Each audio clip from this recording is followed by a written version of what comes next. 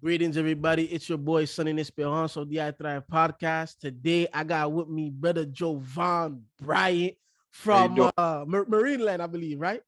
Yeah, I'm actually from. I live in Baltimore, but I was originally from DC.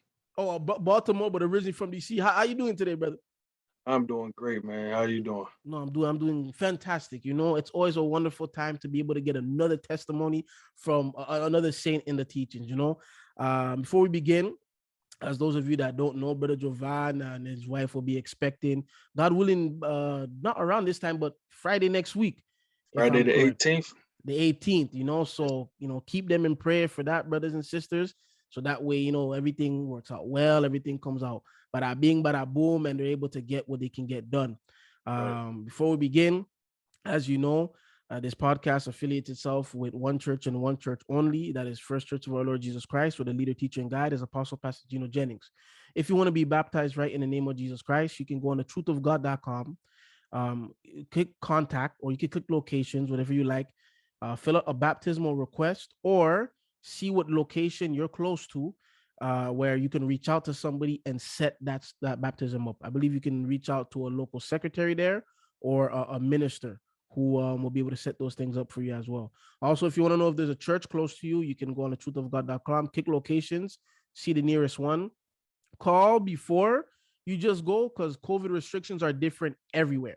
What may be for some people in Canada may not be the same thing for those in certain places in America. So I would call, especially if you're doing like a 2-3 hour trip, call to make sure for that. Also, I want to continue to remind us, let's continue to keep the apostle and his family in prayer, as long as the faithful ministering brethren who labor along with him and helping him spread this message of truth all over the world. And keep those who are sick, those who are afflicted, those who are going through it. Let's just continue to keep one another in prayer, guys.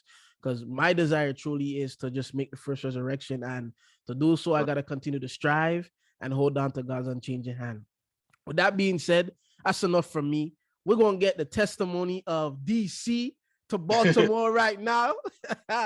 So, Brother Jovan, explain to us, how is it God brought you out from whatever you were in into the truth of God? All right. So first, no church background. A lot of people I've met, in holiness, they have, and every testimony I've heard, majority of them have come from some type of church background. Mm. Me, I didn't grow up in church. Wow. So literally, like when you hear Pastor Jennings say how God bring you out from the clubs and off the streets, like that's where I was. And I remember, I want to say it was around 2012. That's when like things started changing. And this was before I even knew holiness existed. I never in my life heard of holiness, never heard of Pastor Jennings at all. And so I ended up, I was, sometimes I would just sit to myself and I just have these questions, just these thoughts run through my mind like, okay, if there's supposed to be one God, why is there so many religions? Mm. Then I would question, like, if a preacher say he's supposed to be sent, why are they going to school? Like, these are questions that I'm thinking about. And then like one day I was literally in the club. Wow. Like I'm sitting in the club, minding my business, and I was like, I used to go to the partying all, like I lived there. Like I lived in the club. I had the bartender's numbers. Like Wow. I wanted to make sure they were there so I can, bring my crew with me. So I'm like, look, Mm. this is how many people we got coming. Like we would go buy tables, bouncers, security, everybody. I was cool with everybody. Yeah. So I remember sitting in the club one day and I just started just looking around at everybody. And while I'm in there, it just felt weird. Like it's like at that moment, like my thoughts just changed. Like my mindset changed about the club. And I was like, I, I don't need to be here. I said, everybody around me drunk, Mm. partying, and I'm like, they look stupid right now. Yeah. And one of my friends, they said, after I had that thought, he came up to me. He was like, man, you boring when you're not drunk, man. And I said, you know what? I don't need to be here anymore. Mm. So then, like, fast forward some years later, when I end up coming here, I remember Pastor Jennings was teaching, and he was saying how, you could be out and you started to lose that desire, for drinking and partying and all that stuff. He said, that's God. God was dealing with you. So at that moment, I didn't know. Mm-hmm. that was God. I just thought like my mind just changing. I'm just trying to change my life around. But now the knowledge that I have now, I'm like, oh, that was the Lord like dealing with me while I was in the club. And that was the last time I went to the club. So then 2013 came, and it was somebody I knew that's in First Church. And her friend called me and said, hey, I need you to contact her because I think she's in a cult. I was like, a cult? I said, all right, let me call her right quick. I called her and I said, you all right? She was like, yeah, what's wrong? I said, I just got a phone call to check on you because they said you in some cult. And she was like, a cult? She started laughing. She said, no, I ain't in no cult. I'm like, what is it then? So then when she started telling me that some of those same questions that I already had before, I posed to her and she was like, all right, look, you watch this man. So I get she sent me a link. The first time I looked at it, I didn't even want to watch it because I saw a bow tie. So I was like, oh, he's Muslim. And I was trying to get away from that because my dad, he's Muslim. And me and Like him were, your dad's a Nation of Islam, or like because I know there's different types. So he was yeah, NOI? yeah. Okay. So here he was like, but then it was like with him, it was like kind of like back and forth, like what is he like really believing in? Because some things he did, I'm like, I don't think Muslims supposed to do that. But then it was either Nation or what was it? I think it was the other one. I think it was one like called like Sunni or something. Sunni Muslim. Yeah. So matter of fact, it wasn't Nation, my fault. It was the Sunni Muslim. Sunni Muslim. Because Nations, they just believe like, it's black people is the only ones going back and stuff like that. But Sunni Muslims, it's, it's like it's all of them together pretty much. Yeah. So I had to deal with that growing up. So then so once I saw that link and I saw him with a bow tie, I only associated bow ties with Muslims because when I'm in DC, all I see is bow tie guys with a bean pie. And I'm like, oh, they're Muslim. So I said, no, I ain't listening to this dude. So then one day I said, you know what, let me go ahead and just listen to it. So then I started listening. And I was like, why is it something like every time I listen to this man, it's like he's talking about me. So I remember it was April 7th on a Sunday. I woke up, I was sitting on my bed and I was like, I think I'm gonna go to church today. And I looked it up, I Googled it, I said, okay, what's the closest location to DC? And it was Baltimore or Fredericksburg. So I was like, well, Fredericksburg just seemed like it's going down south. So I'm like, I'm not going that far. So I'll just take the chance to drive to Baltimore. So I'm driving all the way to Baltimore. I get to the church now, but I'm nervous though, because I've never like to go to a church I've never known anything about, and I'm going by myself. I get to the front of the church. I'm sitting in my car. Now I'm scared to go in. So I go. I say, you know what? Fine, forget it. After like 5 minutes, I go in, sit down. I was like, oh, okay, it was cool. Listen to it. I think my first day, I heard a brother speaking in tongues, but I didn't know it was speaking in tongues. It cracked me up so bad because I was like, what's wrong with this dude? Because I didn't grow, like I said, I didn't grow up in church. So like I didn't know nothing about no Holy Ghost, no speaking in tongues. Like he's sitting beside me. And I'm like, I said, these people crazy up here. So after a while, of course, eventually find out what that meant. So then I want to say like 2 or 3 weeks later, I came and I was like, you know what? I want to get baptized. So then I ended up getting baptized, and it was one of the ministers, he had to laugh at me because I thought when you go to church, you had to like fill out paperwork and all this other stuff. So I pulled him to the side. I said, hey, I like what I'm hearing. I said, where do I sign up? And he said, sign up. I said, yeah, don't I gotta sign something to come to church? He said, no. He said, you just keep coming. I said, for real? I said, I thought I had to sign something. He said, nah, man, you good. So yeah, so that's how I ended up here. And that was what, 2013. So God willing, in April, it would be 9 years for me. 9 years. Wow. Yep, 9 years, man. Wow. No, I mean, this is wow, it's an example again where PJ is preaching to somebody, or when he's preaching, where he said where God can deal with somebody in the club and so forth. Yeah. My question for you though, like, how many years were you involved, you would say, like going to the club and this and that, until that moment came where, man, I don't even want to be here no more? Man, so like if you ever been to DC. Like everybody know DC, man. Everybody you just party in DC. Mm. So we had our go-go music and everything. Like even when I was in middle school, I was going to parties. Wow. You know, like even there were times when in high school I would come home and my mom, she upstairs right now. She probably hope she don't hear me. But she was like, "You want to go to the club?" I'm like, "Yeah, I go." So she be like, "All right." My cousin was playing in the band, so she would drop me off at the club, give me some money, and she'll leave. And she's like, "All right, I'll see you tomorrow." And I just go stay at my cousin's house like that night. But it was from like my teenage years of wanting to party, then high school, and then when I got to college, it just really took off. Yeah. Like I'm home. I'm not home now, so like I'm at the party for real. Like Mm-hmm. I was trying to go to every party, even when I was in college when I broke my leg. I didn't miss the club. I still went with a broken leg. I didn't care. I'm like, I got one good leg, so I can rock with this. So I'm cool. So it was like from years, it was probably maybe like I want to say maybe 14, 15 years of just like Wow. wanting to just party and party, party, party. Like, and that's all I did. You know, I enjoyed it. Like I look forward to it. Like coming, getting off of work. Like I said, I'll call the bartender. Like, hey, you gonna be there because I got 6, 7 dudes coming with me. Like, she's like, okay, how many drinks y'all need? Well, we want this, this, this, this, this.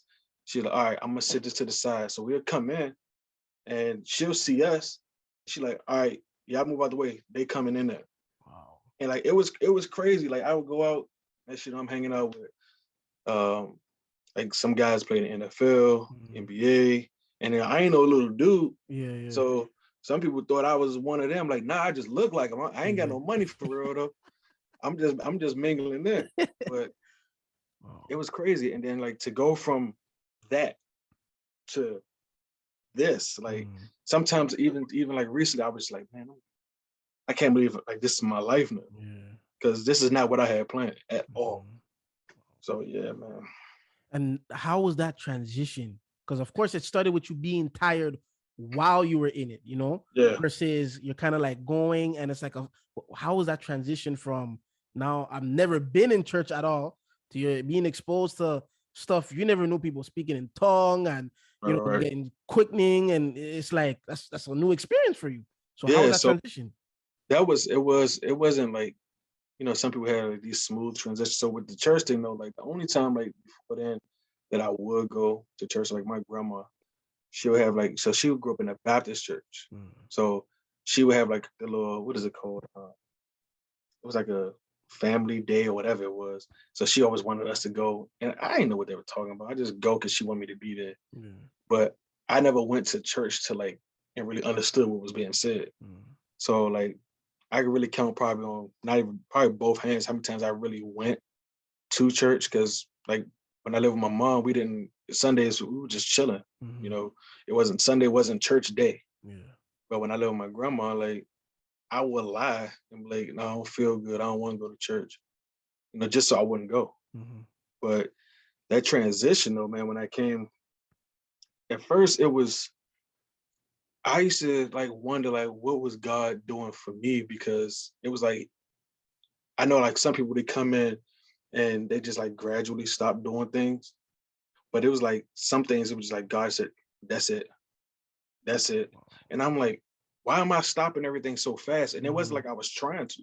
It wasn't Mhm. like I was coming in like with this zeal, Mhm. trying to run fast and all that. No, it was like, dude, you don't want to do this no more. And I really Mhm. didn't want to do it. Wow.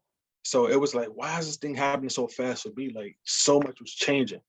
And so then when I started, coming more and more, it was like out of nowhere, like just their hunger to try to be right, because before I came to church, I remember I was telling my friends one time, we were all talking. I said, man, I said, I'm going to hell anyway. Like this is my mindset. I said, I Mhm. knew it was a heaven and a hell. I said, well, I know for a fact that I'm going to hell. So why stop what I'm doing? Mhm. Like I can't stop. So I was like, I'm gonna continue living a life I'm living. I mean, I'm going anyway, so there's no point in me stopping. Wow. So to have that mindset and then to like and to know all that time the Lord has something else planned for me. Yeah. Like, nah, I got you. You gonna come here. Mhm. So it was like it was a beautiful transition for me. And like throughout that transition, it did allow me to have become at odds with a lot of people in my life. Mm. So like my dad, like here, I haven't, it's what 20, so 2022. It's been 2014 since I heard the man's voice. Wow. You know, he him being Muslim, and when I told him, where I am, he on the phone with me and cursing me like he like whatever name you could think of. Wow. Like that's what he called me. So I'm just on the phone like, all right. So I said, look, he was like F the church and all this other stuff. Wow. So I said, look, if you're gonna talk like that, I'm gonna just hang up the phone. Mhm. So he kept on going. I hung up, and he sent me all these like threatening messages, man. And I was like, all right. I mean, now it was like I was starting to see scriptures being fulfilled in my life, Mhm. about here, my dad is hating me now. Yeah. And then it's not because I did nothing wrong, because I said, Mhm. hey, I'm going to church. And that's what took off. And then like I started to separate myself from some of the guys I grew up with, because I felt like my my journey was starting to change. Like I didn't want to do the same stuff they were doing. Mm. So then when I started coming to church, I was by myself. So I didn't have family. I didn't have no siblings in this way, grandparents, no aunts, uncles, nobody. So I would ended up like going home, and it was like, dang, I ain't got nobody to talk to about holiness, because I can't be excited when I go home and say, hey, this is what I learned today, because Yeah. nobody cared. Yeah. So it took a while, and I would just pray, pray, pray, man. And then eventually like the Lord literally just like gave me another family. Mm. And like them people like in Baltimore, like that's the main temple I've been in. But just the embrace that they gave me, I was like, all right, okay, it felt like a family. That and Yeah. it made things smoother for me, because like Mhm. this was the first time I had men, black men in my life that were like, hey, you need to do this, you need to do that, Mm. like telling me the right thing to do. Because Mm. my dad, he wasn't always telling me the right thing. The last time he told me to do was wrong. Mm. So that transition from, hey, this is your life, to now, it was like overnight, boom, now you just switch. And I'm like, all right, okay, I guess this is what it is. So Wow. that's how it's been, man. Man. And of course, it's unfortunate to, go through something like that, because it's I love seeing when, men are able to have a relationship with their fathers and just, Yeah. really be tight knit, really have that love and care. And when you want to do the right thing, it's all of a sudden now you become public enemy number one. And so And number one, for well, doing the right thing. right. And then it was kind of confusing, because I'm like, dude, I ain't like I'm saying I'm about to go here and murder somebody. So all I said was, hey, dad, I'm going to go to church. Yeah. What? I'm like, church. That's all I said. It was Yeah. church. And after that, it just took off, man. I was like, you know what? I forget this. And I remember that day that happened. I mean, a couple of days later, I was driving to church, and my aunt called me. And I was never much of a crier. Like Mm. I would always just hold everything in. Yeah. I played basketball and stuff growing up, so that was my outlet. Mm. So I held everything in. But then when I was talking to my aunt, she said, "Hey, Joe, what's wrong?" And then I was so overwhelmed where I couldn't speak. And then she said, hold on. She said, hold on real quick. So she said, hold on, boom. Man, it's like somebody just a water hole just went. Wow. I'm just in the car, just crying like crazy. Cause I'm like, how can this man who say like, I love you, son, and who's supposed to like I came from you, Mm-hmm. and just tell me like the stuff you said, like, N-word this, you ain't that, don't tell people you my son no more. And I'm like, man, I'm the firstborn, I'm the oldest. Wow. So, he was like, I'm gonna have another kid, he's gonna be better than you.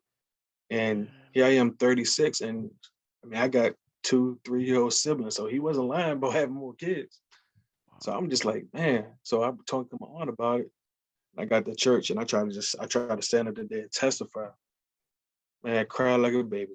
All Wow. right, that's all I could do, just stand and just cry. Cause I'm like, Yeah. man, like it hurt. Like if it was like say you or somebody else or Mm-hmm. anybody else that's not like my parent, yeah, whatever. Like, but Yeah. for my parent To see that. to say Wow. that thing, it hurt. Like, and it was a hurt that I didn't even realize that I could feel, Mm-hmm.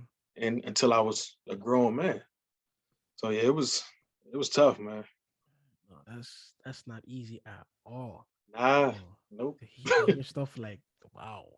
And Yeah. now though, so what from going through that, how important do you feel, in terms of how we speak pretty much? How Mm, important is it to you to watch what we say and stuff? Because you've heard of things, or sticks and stones may break my yeah. bones, but Right. words will never hurt me. Those are all Yeah. words. Right. Those are It all is. words. And you know what? Like, it's funny because since 2008, I've been in education, and I've realized, like, working with kids, and I think that's why I can relate to so many kids, because I always tell my kids, like, hey, 2 plus 2 is great. All that English and history stuff, it's good to learn. Mm-hmm. I said, but it's not that's not going to save your life when you out here. Mm-hmm. So, like, I'm always working on them trying to become a better person. So, and I tell them out every day I open up class. If I see one kid in there and I see mentally they're not checked in, I say, all right, put up your work. Let's talk. Because a lot of kids don't have that voice at home. Mm-hmm. So here I would grow up and I would have problems, but how can I talk about my problems when the people I had problems with were my parents? So I couldn't share my problems. So here now I'm holding everything in. And my brother, he was 5 years younger than me. I'm 10 years old. What am I gonna talk to a 5-year-old about? Yeah. Nothing. So now who am I gonna talk to? Nobody. So Mm-hmm. now here I am, got all these anger issues. But those words, like, I don't care what nobody say, man. I don't know if it's a pride thing. People say, oh, it's just words. I mean, for some people it is. Mm-hmm. But when you're a kid and you're hearing these things, Yeah. like, that stuff stick with you. And I used to tell my dad, I'm like, I didn't forget the stuff you said to me. Mm-hmm. Like, that stuff still, it's still here, but I didn't forget it. And had an effect on me. Like, even in school, like, I had a teacher tell me, he was like, all right, Mr. Bryant, I got suspended for fighting. And he said, all right, Mr. Bryant, he said, you're going to be nothing one day. And Oh. and I was like, all right, cool. Let me take what he said and not let that break me. And now let me just go ahead and let's add some fuel to my life right quick. Mm-hmm. Then next, boom, going to college. And I remember I went back up to the school. I gave him all my acceptance letters from all these colleges, and he just looked at me and nothing to say. And my thing was, like, even though people said a lot of stuff about me in my life, like my aunt, my mom, all of them would tell me that people didn't have a lot of expectations for me. Mm-hmm. Because growing up, like, my mom was 14 and my dad was 15 when they had me. Wow. So to be born to teenage parents and people just already put a label on you, like, oh, you're Mm-hmm. not gonna do this, you're supposed to be this. And now here I am, none of that. Wow. So it's like I feel like you can't, it's in sports. You can't teach a kid to have heart. Oh, If it ain't in them, it ain't in them. it's not. That's right. You can't. Like, I can teach you the skill, but I can't teach you how to have no heart. So it was just me. Like, even though I did have that pain, I still was like determined. So I'm like, you know what? I can't worry about these people because I'm still gonna be me. Yeah. But it hurt. I can't lie and say it didn't hurt. Mm-hmm. So it was like that. Those words, man. Like, I would just get them, hold on to them, and just like, all right, okay, deal with it, or just let it ruin you. Mm-hmm. And that's how I always carry things in life, because I didn't like to dwell on stuff too much. Because here, if me and you best friends, you hurt my feelings. What I'm gonna cry about you for? Exactly. Because and mentally, I've already made up my mind we ain't gonna be friends no more. Mm-hmm. I ain't got time to cry. Mm-hmm. That's how I was. That's how I carry things. I didn't have time to sit and mope over something, because I'm like, I'm not going back that path anyway. So, all right, forget you. Keep on moving. But when it's a parent though, it was just like, that's just a different hurt. Yeah. It was just a different hurt, because like, That this that didn't even people, hurt me. That was even yeah, worse. it's the people that you expect Yeah. to love you, and you're like that. I thought you would protect me and help me, but then, like, for you to say something like that, I'm like, you just treat me like any dude off the street. Yeah. And how old were you when he told you all these things? Shoot, man, that stuff started, but it wasn't just like one age. Like, I think it was 10. Like, he got mad at me because I didn't want to go with him, like, to a birthday party. It Oh. was my birthday, actually. And I didn't want to go with him. I remember he came to the house, man. He got mad at me. He was like, "No, nigga, F you. Go stay with your mother." I'm like 10, Crazy. So then I remember in college, I had this old little Nokia phone, Mm-hmm. the one that you could only play the snake Yeah, game yeah. on it. I know. I know Yeah. exactly what you're talking Somehow about. I remember I was in school, I was getting my hair cut, and my phone dropped. Like somehow the phone it'll break apart, but you put it together, it's good. Mm-hmm. In that time I was talking to my dad. I hung up, the phone dropped, so it disconnected. Cut the phone back on, and I got a voicemail, nigga, why you hang up on me, blah blah blah. And I'm like, He's crazy. I didn't. Yeah. I like the phone dropped. Mm. Like calm down. Like we'll be outside, He'll get mad if we're walking. It's literally a pole, and I'm walking in front of him. And I go this way, he go that way. We could be having a good time. And next thing he just snap on, nigga, why the F you do that? I'm like, what happened? Yeah. He said, you split the pole. I'm like, no, I'm walking in front of you. Yeah. That means you split it. I ain't do nothing. I'm Yeah. just walking. And it was crazy because it was always like that. Like me and him was always at odds. And I never understood why. Mm. Like my brother, it's not his son, but my brother had my nephew, and I was just happy, and I posted about it on Facebook years ago. And I was like, I'm glad my nephew is here, and I know my brother is going to be like a good dad. Mm. He's going to be better than what me and him ever had. My father at the time he was following me on Facebook. And man, he saw that and he wrote, and we don't have the same last name. So a lot of people never met my dad before. So man, he wrote on there, nigga, F you. Any kid will want me as their father. You don't know blank about being a man. You ain't this, you ain't that. You think because you got a high school diploma, a college degree, you somebody, you ain't nothing, blah, blah, blah. Man. And I'm just looking. I'm like, and I'm in the hospital with my brother. And my mom, she was like, Jovan, don't say nothing. I said, okay, mom. But then of course, me being hard-headed, I couldn't help myself. Yeah.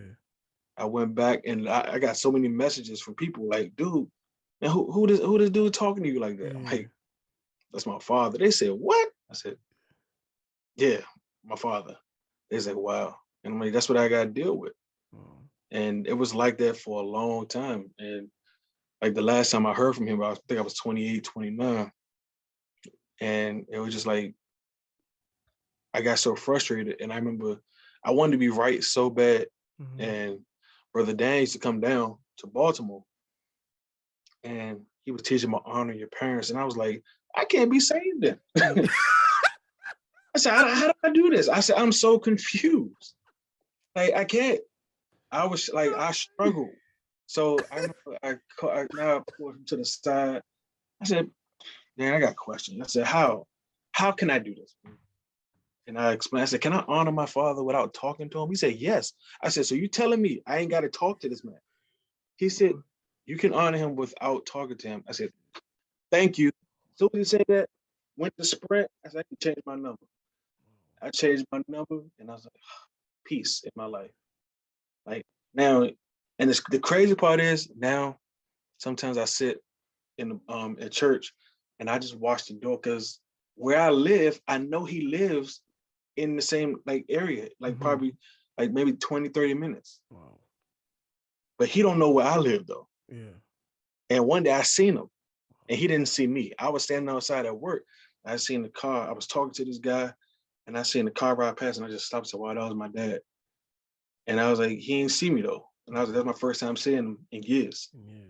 So even now to this day, sometimes I sit in church and I'm like, I hope he come in here.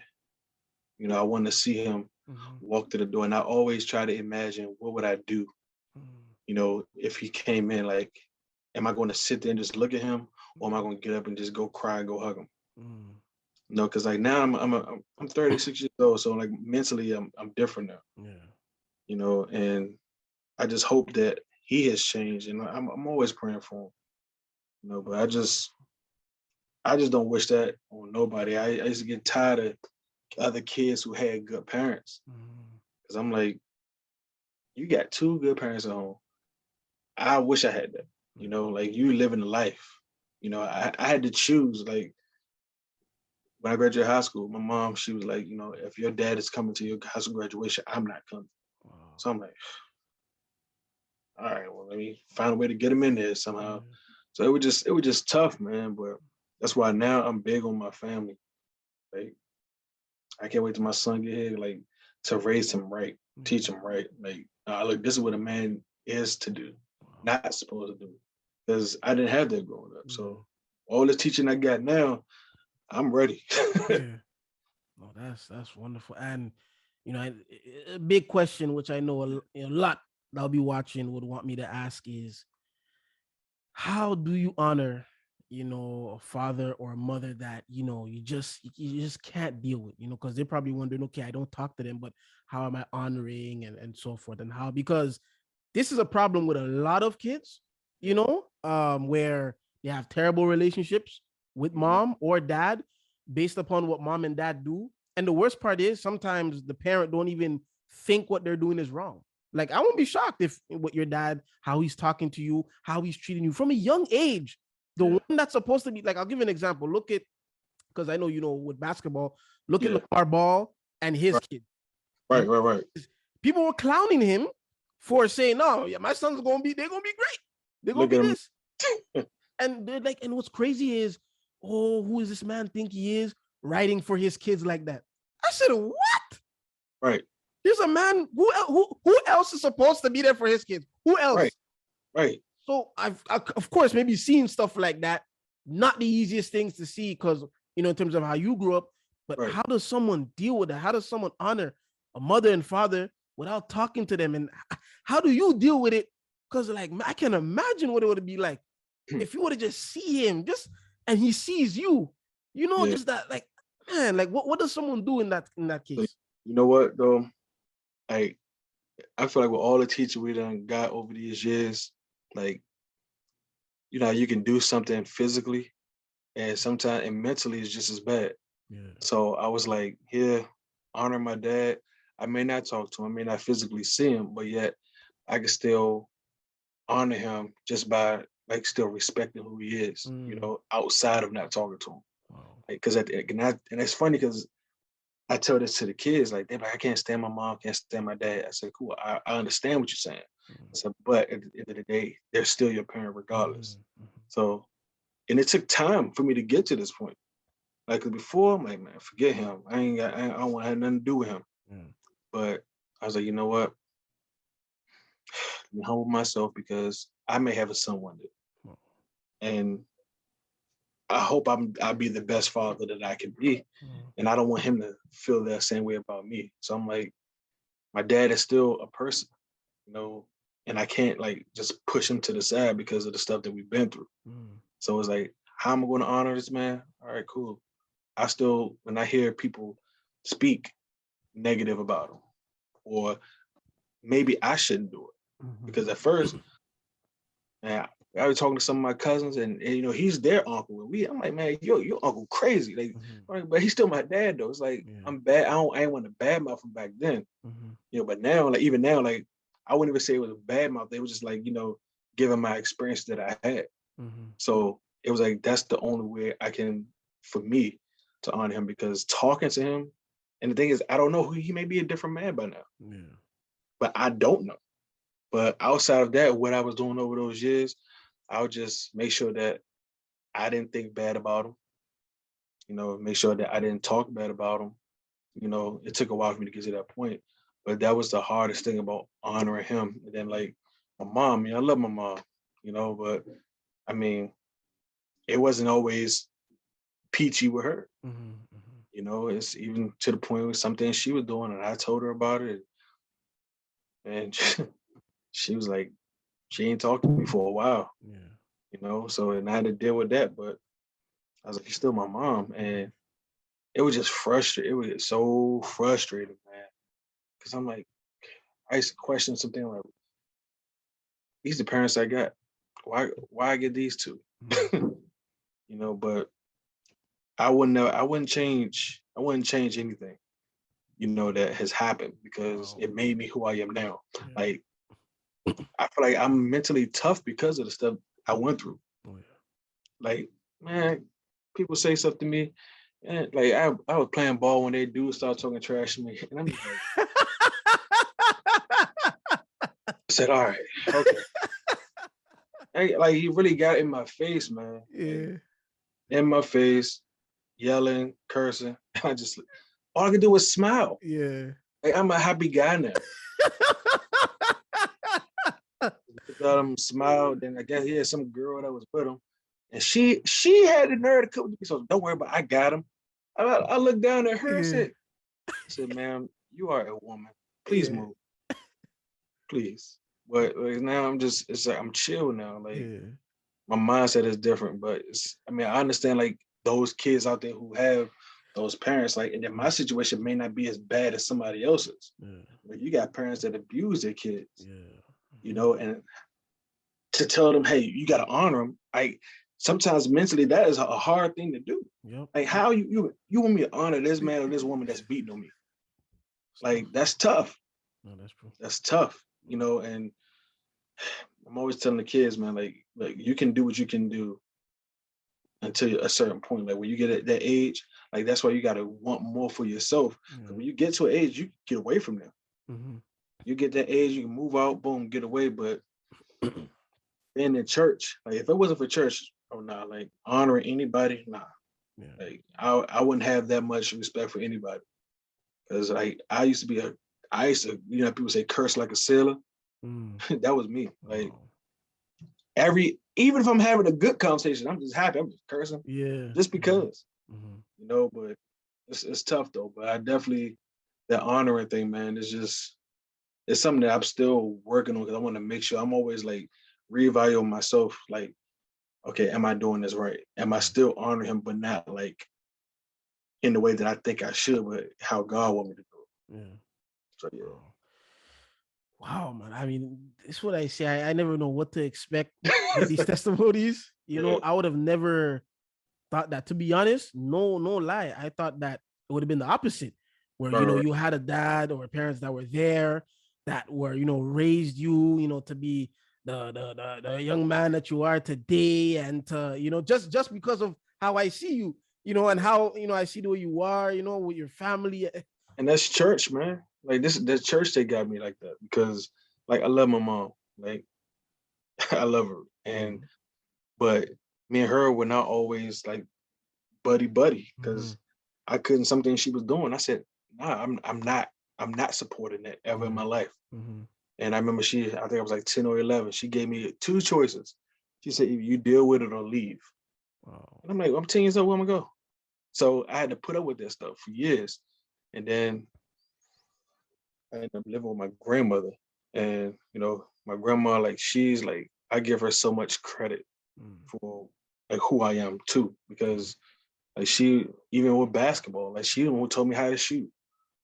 She was my daughter was outside earlier bouncing the ball and I saw her like hunched over. I said, nah, fix your posture. And my aunt was like, dang, you all hard on her? My grandma said, no, she need to stand up straight so she could see. Wow.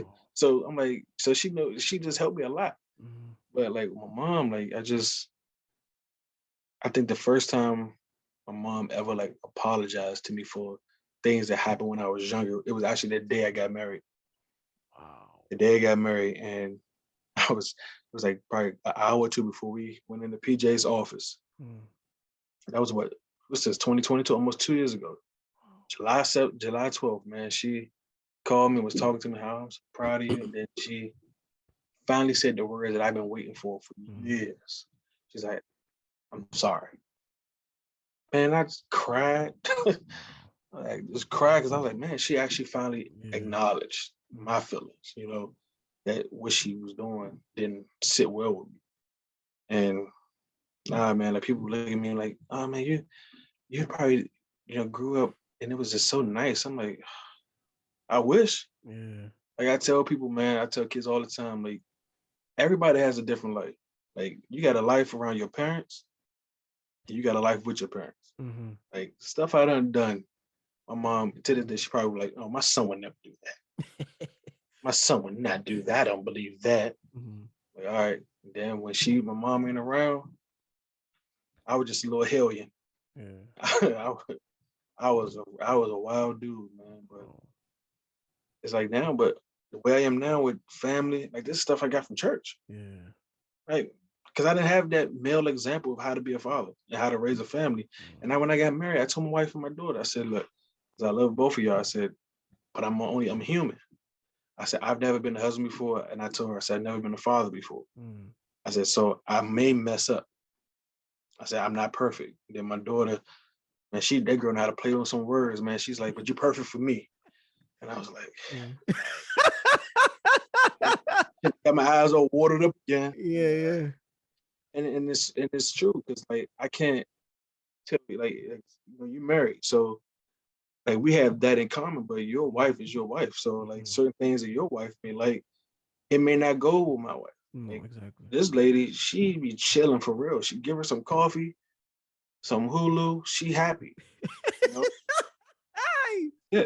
My daughter, give her a basketball, she want to just go play, she's happy. So it's like what works for one family may not work for the other. So like a lot of stuff that I'm learning and I'm bringing in my home is stuff that I'm learning from church. Literally, like I'm like, oh, so I got to do this. And then Mm, every time we hear a message in church about marriage, we drive home and we just me and my wife. It's like we got our own mental checklist. yeah. You know, like, all right, am I doing this? Mm-hmm. Are you doing this? Wow. Like, what are we doing? And we're like, okay, we can work on this. All right, cool. And let's just do it. Church, I'm telling you, like that's what's like has got me to this point. Church, man. And So, I would not change it at all. wow. Well, growing up in all of that, going through all of that, it of course leads to the question before we conclude, because this is very actually, before we even get to that question, another Yeah, one just popped up and so like forth. go ahead. What advice would you be able to give to that young black boy who was 10 or 11? Mm, Because when you were going through that, you didn't have the teachings you had today right, or right, now. right, right, Your right. mentality was completely to do boom, boom, boom. Because the thing you mentioned as well is like you started going to clubbing and stuff Yeah. through middle school and what that and then whatnot. So what would you tell a young, like what would you really tell him? Like he's going through exactly what you're going through. Like Yeah. exactly. What would you tell him with the mind you have today? Hmm. I would tell them honestly. I would tell them like, a lot of kids look for love and affection from other places, other sources when they're not getting it at home. Hmm.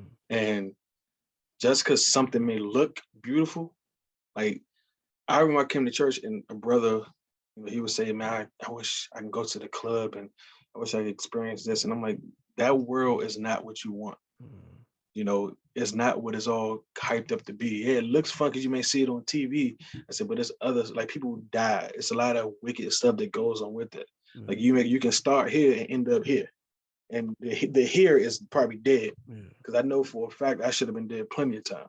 Wow. Here going out drinking. Next, I wake up. The last thing I remember, I was in the club, and then when I wake up, I'm in front of my house in my car, in the driver's seat, parked. How did I get here? Wow. And I don't remember. To the day, I still don't remember. Wow. So I would tell that kid, man, like it doesn't matter. Like you still gotta have some desire and some drive for you because you're gonna be the one that's gonna get you out of your situation. Hmm. Like your situation is either gonna make you or break you. You know, and then that's all it boils down to. Like, do you really want to sit there and blame everybody for your problems? Because at the end of the day, like, as much as I play basketball so much, like to get away from the issues that I had. Yeah. But when I was done playing, I still had the issues. They didn't go Yeah. away. Yeah. So it's like, how can you handle that? And I will also tell them like, find somebody that you trust, like not a friend, a peer, like somebody older, somebody that's been down that road that can give you some wise counseling, Hmm. to help you get through that because they've been through it. They know your struggle. Yeah. And that's what I do in schools now. Like I'm not even a counselor, but I'm like an unofficial counselor. Oh. Kids come talk to me, white kids, black kids, Asian kids. I'm just like giving them my life experiences, and they're like, okay, this is what I have to do. I'm like, yeah, like it can be done. And I feel like so many kids don't have somebody in their corner pushing them in a positive way. So here now they're like, you know what, I want to go do this. It may be wrong, but I'm gonna just go do it because they want that attention. But all attention isn't good attention. No. It's not, because you may go down that path and the next thing you know, you're like, Dad, you know what? It wasn't worth it. And some things that I've done when I was little, that's how I feel now. You know, I messed up a lot of friendships because of my decision making. You know, because I thought, you know, man, I'm gonna do it this way. But that kid though, like he gotta have that drive, gotta have that desire, you know, gotta have that will, that want to really do better in life. Like you gotta have that. Like I said with sports, like if you don't have a heart, coach can't give you that. No. You know, so it's like I wish I could. Like as many kids I've coached, I wish I could just put a heart in them. Like, here, take this one. Yeah. But sometimes you got to just constantly be in the kid's head, be in the kid's head until next you know they start to. It's like, you know, it's like a lawnmower. The kid is like a little lawnmower. Here, you're sitting there like you keep trying to get it to start. Sometimes it just won't. It's you as an adult that you see this kid is struggling, then you got to just keep on, boom, boom, boom, like keep pushing that positive energy into him. The next thing you know, this kid just rolling, mowing by himself. Like, oh man, look at him. And that's all. And that's what's missing in a lot of these homes is like parents not positive with their kids, man. That's what's missing.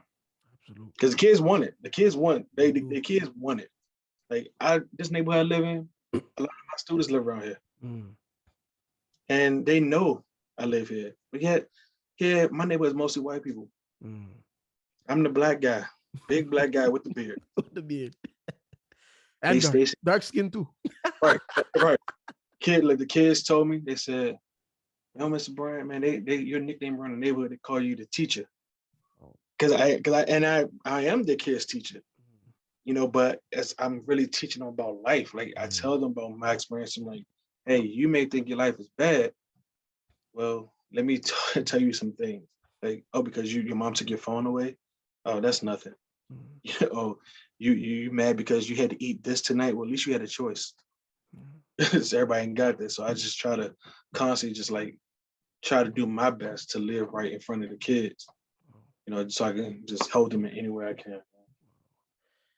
And so this just wow, you know, this is a wow testimony. I know probably some watching this, you know, teary-eyed and just shocked, and because no, those stuff it is a hurtful thing. Yeah. You know, and I thank God I did not have to go through that. You know, because I was crazy, so I would have been probably a different story for me. Yeah, and you know, and that's the beautiful thing about it. Like, like as I've gotten older, I look at different situations, and I'm like, everybody, like whatever you went through, I may not could have handled it because I'm not you. Whatever situation was in your life was made for you to deal with. Absolutely. So here, it had to be okay for me to go through what I went through, because if not, like I know so many kids who was like commit suicide. Yeah. You know, I can't take it. My mom and dad said this about me, or my mom is doing this, my dad's doing this. Nah, like this situation was for me. It was to help me get to this point. So it's just, I'm telling you, like everybody's situation is different, but it's just amazing to see and hear what everybody done went through. You know? And the thing is, too, not even just suicide. Men in your case could have ended up in the streets. That's true. Because I'm not getting no love from my dad or from my mom, so I'm gonna get it from these guys. You could have ended up in a lot of. Man, listen, boy, I tell you, like it's some things that I even plotted, I planned to do, and not to myself, but to other people. And I really believe it was the Lord that was like has been protecting me all the time, because one time I had something planned as a dude I couldn't take. I got tired of him. I said I gotta get rid of him. And then one day, my mom out of nowhere, she wasn't even in the house. She just called me. She said, "Whatever you about to do, stay in the house." And I was like, "Wow." So who called her? I ain't tell nobody. I said, "All right." And then I text him. I said, "You need to thank my mother because she just saved your life." And he was like, "What are you talking about?" I said, I'm not gonna go into details about it. I said, but thank my mom. I said, you don't know her, but you need to thank her because she just definitely saved you. Wow. So it's like you said, man, I could have. Because then also I had so much anger. Mm-hmm. So I'm like, I got to take it out on somebody. Yeah. But now, once I found out about this scripture about you reap what you sow, I'm like, I'm Mm-hmm. glad, I'm glad I ain't do that one. No, that's good, man. That's I'm just wow. This just goes to show, the what God looks like, in Right, right, someone's right. life, because the way you grew up, like the way and how you grew up, nobody would ever think you would have been like this today. You Yeah, couldn't have. I mean, right. wait, hold on. His dad is telling him all of that. Shoot, it's only a matter of time before he ends up there. And the fact that not even just your dad, but the counselor, whoever told you, Yeah, how you gonna tell a kid that? yeah, bro. You're gonna be nothing, right? And stuff like that. When people tell me stuff like when he said I didn't go home, I didn't go home and tell my parents. I didn't tell my mom. I just held it in and said, all right, cool.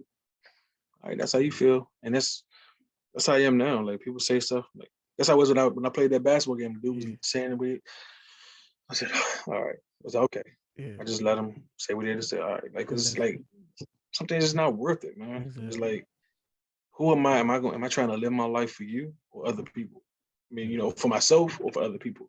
yeah, You know, do I really need to care what people say? Because that that was always something in my mind. I'm like, hey, all right, you can say what you want about me, mm-hmm, but that's not going to change the fact I'm still me. yeah, So I was that type. Like my wife, sometimes we talk about stuff, and she just like sometimes I don't. It's not that I don't express myself, but she may say something, and I just move in silence. mm-hmm, And then she like, when did you do this? I said, oh, I heard you say something. I'm working on this, and I don't say nothing. mm-hmm, And then she see a finished product. She said, why you ain't say that? And I said, for what?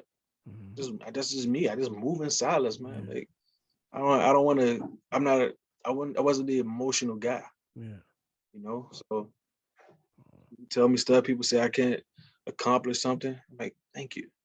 Thanks for saying that because you just mm-hmm, really like push me mm-hmm, even further. yeah, Oh, you ain't gonna go to school? Okay, let me go get this bachelor's right quick. yeah, Oh, you're not gonna go back. Okay, thank you. Well, I just got a master's degree. Oh, and just let you know I got a second one. yeah, So then they're like, oh, you did that? I'm like, yeah, yes, and your name should be on this diploma because you helped me get this because your mm-hmm. mouth, Wow. Wow. and people will always look at you and just like, oh well, you're not this, you're not that, and people will assume all these things about you. Mm-hmm. Like a brother told me in church, he said when he first met me, he was like, I scared him because Wow. the way I looked, I was like, nah, like, I said, man, I'm a cool, like, I'm down to earth. I'm so cool. I'm so chill. I ain't got no problem with nobody. But Mm-hmm. sometimes when my face all balled up, I got a lot going on up there, Mm-hmm. Mm-hmm. so like, and that's the issue that my mom hated. Yeah. And if man, she know when I'm mad. She's like, oh, please don't do that. Unball your face. And I'm like, okay. But I tell you, it's just like our journeys, man. Yeah. They can make and break you. They definitely Absolutely. can. Absolutely no. So the question comes down to it before we conclude, from when you look back at all you went through to where you Mhm. are now, how grateful are you to God for sending a man of God in these last days? How grateful are you to him? You know what? I'm like, if it was a scale of, well, I can't even put it a scale. It's like this scale will break, man, because to know like the type of person that I was, like for somebody to get me, and I mean, I know it's not just him, Mm-hmm. but the Lord using him, but to get me in church, and have me here and really helping me, because I could not, I don't know where I would be right now. Honestly, I really don't. And I'm so grateful because I can see it myself that this is a true man of God. Like it's not like, oh, because my grandma said it or somebody else. Not like I see these things Mm-hmm. like myself, and I'm like I'm witnessing the things that he's doing and how things are just changing and just the messages come across that pulpit every time he's up there, and I'm like, it's nothing but truth. this is in that, it's just in that book. Yeah. It's the same book that I didn't even believe in, Wow. growing up. I thought some white man wrote it, Mm-hmm. but then here I am. Now I am just in the book myself, and I was like, wow, like this is for real. And just to have somebody that's that bold, like it's like he's like, I used to tease when his son came, like, tell your father that I'm his other dark skinned son too. And then because I look at him, he's like a dad to me.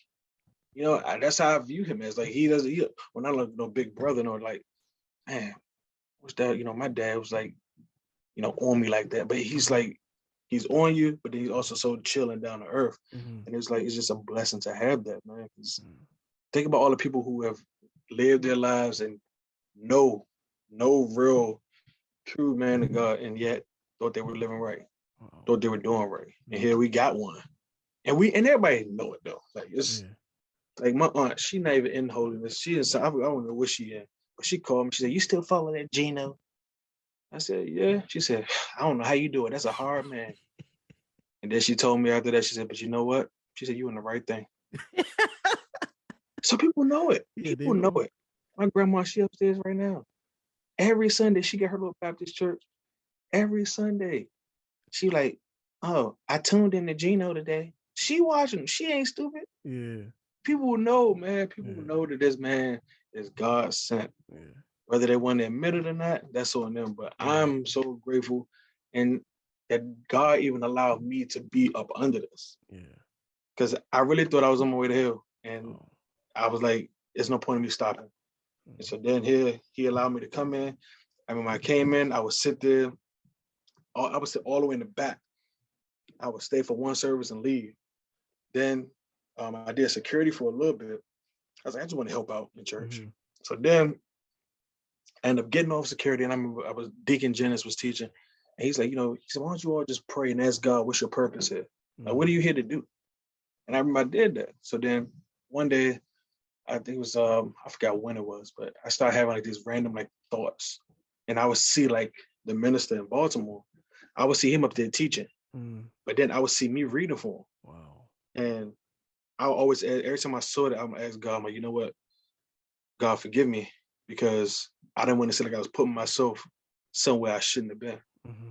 So time went on. We out eating one day, and he was like, "Hey, brother Joe," I said, "What's up?" He said, "I want you to read for me."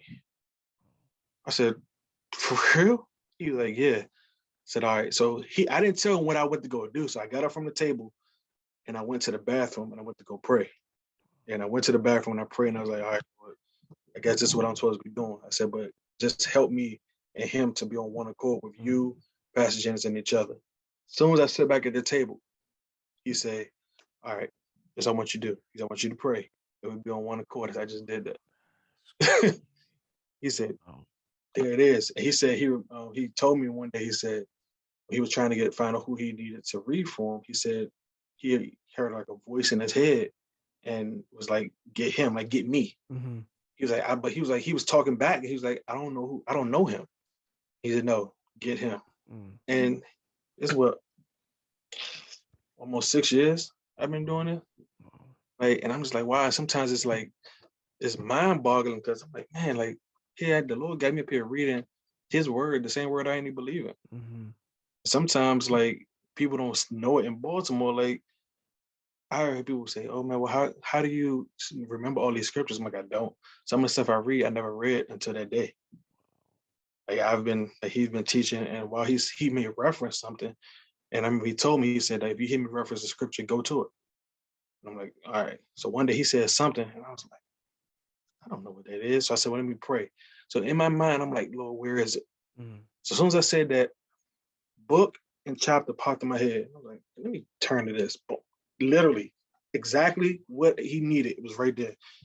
Then, like my wife, she had experienced it. Like I had a dream, and in my dream, I just saw a book, chapter, and verse. And I woke up, I read it, and I told her, I said, I don't know why I had this dream. It's like a Monday. She said, I don't know why either. I said, hold on, maybe this is a scripture that we may need for Sunday. I said, I'll just remember it. He's teaching Sunday, then next Sunday. Do you know he made a reference to the dream I had?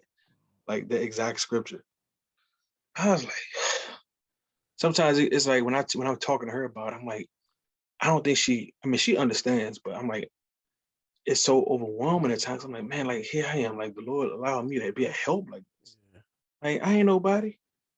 And here's the same dude from outside in the club, no church, didn't know nothing. And now he like, nah, I got you here for this. We're gonna do this. So I tell you, it's a blessing, man. It really is. This is just, it just goes to show that you need something real, something hard to really get people out of a lifestyle. Yeah. It's I'm just in wow, because I understand what you mean within those experiences where you could just be thinking something or envisioning something and so forth, and now it Mhm. just comes to fruit. And the beautiful thing about it is you're humble about it. You know how Yeah. some, as PJ say, they got full off a bowl of rice and peas, Right. and then they Right. just go running. Guys, I had some type of vision that I think women can preach. Now it's just it's Right. all over the place. Yeah. But you took the time, you're humble with it, and boom, it's like it all came together. Your testimony, brother, is just it's such a very beautiful testimony. And I know even those, not even just brothers and sisters, but those watching from outside, I Yeah. know they could watch this because I know they're watching. I know y'all are watching. I know y'all are watching. And I know they're gonna be able to continue just to relate so much with these testimonies, especially yours, within the clubbing, within the, because I know too many. I always say I know too many boys, men know that. And I Yeah. always say it's worse. For me, it's worse when a man isn't there, but he is there. You know what I Yeah. mean? That's Right. like there's one that he's just not there at all. You don't know what he is, what he look like. Yeah. Yeah. And then you have one, he's there, but he isn't. Right. Yet, as you said, I have to honor him. Yeah. Yay. And that makes it harder because like now if I ain't never met you, I ain't never seen you, all right, who are you? Yeah. But like, dude, I see you. You want me, I gotta honor this person. Like, Yeah. No, it's just wow. yeah. And now I'm gonna, definitely continue to keep you in prayer and Yes, your please. family, especially mental wise. That's why I say, brothers and sisters, let's continue to keep one another in prayer. You don't know what one is going through, especially right here in the mind. This is the toughest part. Because you Yeah. could you may not, as you said, as Brother Joel say, you can't do it physically. You still do it here, but it's still wrong. You can't do Yeah. it here. Right. So it's continue to keep one another in prayer, brothers and sisters, sincerely. I pray and hope that this, like, just, man, this is what it's all about. you know this is what God is doing in people's lives, brothers and sisters, and those that are watching as well. This is what Right. God is doing from his upbringing. Ask yourself the question I have for you. Ask yourself, with his upbringing, look at the percentage of where men ended up, and look at Brother Joe right here, Yeah. and tell me if you would really believe something like this could have come about if you was in something real. That's right. Because the thing is, you could have ended up in something fake, and it would have gotten worse, because now it's like you're in church, but you're still doing the same thing, and they're Yep. condoning it on top of it. So you're like, all right, so yeah, of course you can go clubbing into church. Just make sure you're on church on Sunday. Go clubbing Yep. on Saturday. Do all your business. Just make sure they're on Sunday. And now it could have made things go, a whole type of left and right. Yep. But God was able to send a man today to teach us where how to be a man, how to be a husband, how to run a family, how to be the head, and how it's crazy to me how from what you went through and how you grew up to where you are today, and it just shows the goodness of God. And but I am truly grateful and thankful for you for coming to share your testimony. It's like, this is it hurt a lot of stuff that you said, like it hurt me because I felt that Right. it's painful, because I know words, it's a damaging thing. People don't That's right. understand it, like that sticks and stones may break your bones. I'm telling you, Yeah. one thing, this is something just out of falsehood. You always learn something in falsehood. Mhm. Is the preacher said, the tongue is like a venom. When Mhm. venomous snake, it bites you and it Yep. clogs everything up so quick, and then you just die in a matter of seconds. He Yep. says that's exactly how words can be to somebody. That's And right. that is the truth, because something you said so good is that you told your dad, I didn't, because you know how there's some people, they come, They act like nothing happened. Here it Yeah. is. Here it is. Let's just say it's me and you, another person hanging out. We're playing ball, and he comes, slaps you in the face. All right, so all right, chill. Comes we play ball again the next week. Hey, bro, what's that? Just like, Nah, you just slapped me last week. I remember that. bro, hold on a second. Did you not just slap me last week? So it's tough. But at the same time, being in this teaching, you can't do nothing back. You know what the teaching says? Give him the other side. Yeah. Here I go, hit that one too. That one too, man.